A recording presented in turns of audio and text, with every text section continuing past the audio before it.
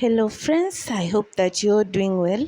In this video, I'll go through the DV2024 application form so that I can show you that it's official, that there is no passport requirement, and a few things that you need to enter, the information that you need for you to apply.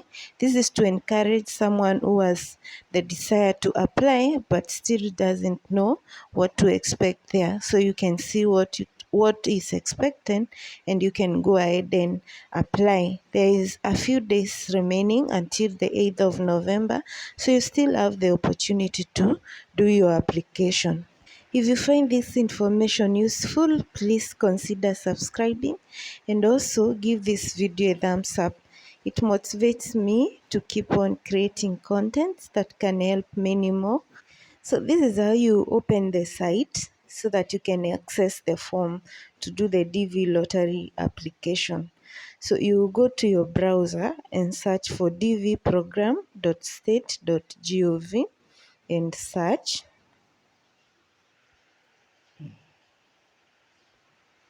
Give it time to load, and you can see you are in the US Department of State website already, and welcome. Then there is the instructions which you can go through, the instructions on the requirements and maybe the photo requirement instructions also. And now the form where you're supposed to send your application through is under this area, entry form, begin entry. So I'll click on begin entry and it opens this page, electronic diversity visa entry form, and then authentication code. So you need to enter this code before you can get to the next step. So you type the numbers as they appear. This is to prove that you're not a robot, that you are a human being. So make sure you enter everything correctly as it is and then submit. Click on submit and you're now successfully in the form. So this is the part 1 of the form. The part 1 of the form requires you to enter your names and number 1, names. So the last name or the family name is the surname. The surname, then your first name and the middle name. Okay. Then the second thing that is required is your gender. So you need to check whether you're a male or a female. The third thing required is the date of birth date. And you need to be careful with this one. It starts with the month, not the day. So it's the month, you enter the month, you enter the day, and then the year. That's how you enter the date. Then number 4 is city where you were born. This is the city where you were born. In the birth certificate, this is indicated. It is not the capital city of your country, but where were you born? It is in the birth certificate. So, for example, you can enter Kajiado. Then the country where you were born. This is where now you select the country where you're born. You click on this arrow and search for the country, your country. If it's Kenya, go up to where you can see Kenya and choose Kenya. Then your country of eligibility for the DV program. Your country of eligibility will normally be the same as your country of birth.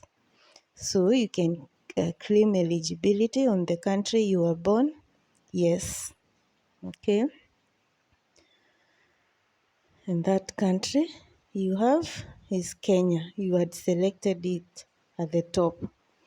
Then number 7, you need to enter the photo.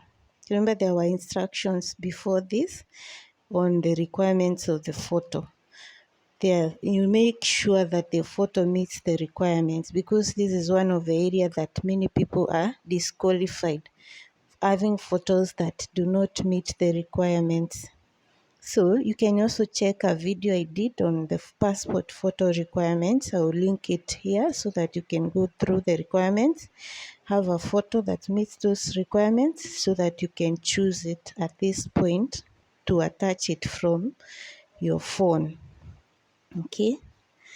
Then number 8, you're supposed to enter your address. You can use the post office, the PO box, where you go maybe to address number 1, maybe your address, city, the county, and postal code. Then you need also to select your country. Then you also need to enter country where you live today. You can also select it from here. Let's say Kenya. Go through Kenya. Or maybe if you live in another country, you enter it. You can enter the phone, which is optional. Then you need to give your email. Ensure the email you type here is the correct one.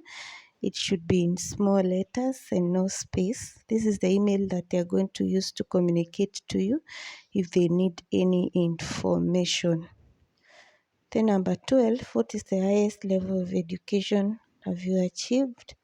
So we have primary, high school. This is where you check your education level. I also have a guide on how to correctly select the level of education. I will link that video here. Then what is your current marital status? Under number 13, you choose and make sure you have a document to prove that. You have the legal documents to prove that. But for someone who is single, you don't require any document to prove that. And number 14, the number of children that you have. It can be 0, it can be 10. So that's where you enter. Then once you're done, you say continue. When you say continue, you will then have submit your application. If there is any error, it is going to show you that there is an error before you can continue. Then it will get you to a page that says successful, which shows you the confirmation number, your name, your date of birth, and your digital signature number. That is after successfully submitting this application. Ensure you print that confirmation number and file it together with your documents. You can also save that document and send it to your email. Don't just keep it in your device because these devices can break down. Make sure you only make one successful submission. Do not apply more than once. That one does not increase your chances of winning, but it will disqualify you. Friends, that's all for this video. I hope you find it helpful. Please consider subscribing and also give this video a thumbs up. I hope to see you in the next one. Bye.